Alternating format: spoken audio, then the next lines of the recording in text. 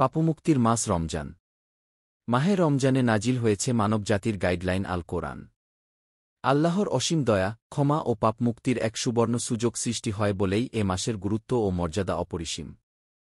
রোজা শব্দটি ফার্সি, যা আমাদের দেশে বহুল পরিচিত। এর আরবি হল সিয়াম, যার অর্থ বিরত থাকা। সুবহে সাদিক থেকে সূর্যাস্ত পর্যন্ত পানাহার ও যৌনাচার থেকে বিরত থাকার নামই রোজা। কারণ রোজাদারকে পানাহার থেকে বিরত থাকার পাশাপাশি যাবতীয় গুনাহ থেকেও বিরত থাকতে হয়। সব ধরনের অন্যায় ও পাপাচার থেকে দূরে থাকতে হয়। এ প্রসঙ্গে রসূলুল্লাহ সাল্লাল্লাহু আলাইহি ওয়াসাল্লাম ইরশাদ করেন, যে ব্যক্তি রোজা রাখার পরও মিথ্যা বলা ও খারাপ কাজ থেকে বিরত থাকে না, তার পানাহার ত্যাগ করায় আল্লাহর কোনো প্রয়োজন নেই। বুখারী। রমজানে বান্দা শুধু আল্লাহর নির্দেশ পালনে খাদ্য ও পানীয় থেকে বিরত থাকে। সিয়াম সাধনার মাধ্যমে মানুষ নিজের যাবতীয় জাগতিক কামনাবাসনা পরিহার করে আল্লাহর একনিষ্ঠ অনুগত ও সংযমী বান্দা হওয়ার সামর্থ্য অর্জন করে। সিয়াম সাধনার মাধ্যমে পরহেজগারির শীর্ষ চূড়ায় আরোহণ করাই মাহে রমজানের মূল আবেদন। এ ব্যাপারে আল্লাহর বাণী, হে ঈমানদারগণ! তোমাদের উপর রোজা ফরজ করা হয়েছে যেরূপ ফরজ করা হয়েছিল তোমাদের পূর্ববর্তীদের উপর, যেন তোমরা পরহেজগারি অর্জন করতে পার। সূরা বাকারা, আয়াত 1-3।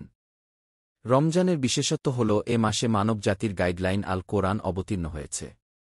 মহান আল্লাহ ইরশাদ করেন, রমজান হল সে মাস যাতে নাজিল করা হয়েছে কোরআন, যা মানুষের জন্য হেদায়েত ও সত্যপথযাত্রীদের জন্য সুস্পষ্ট পথনির্দেশ আর ন্যায় ও অন্যায়ের মাঝে পার্থক্য বিধানকারী।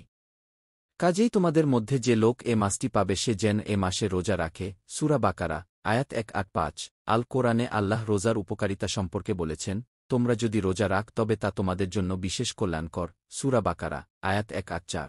রসূলুল্লাহ সাল্লাল্লাহু আলাইহি ওয়াসাল্লাম বলেছেন, রোজা রাখ, সুস্থ থাকবে।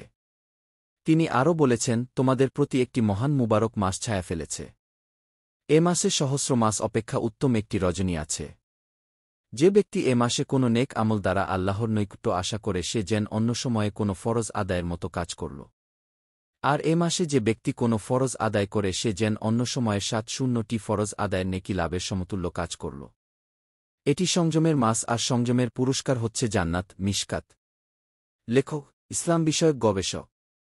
আল্লাহ তাআলা আমাদের সব ধরনের পাপাচার থেকে হেফাজত করুন। আমিন।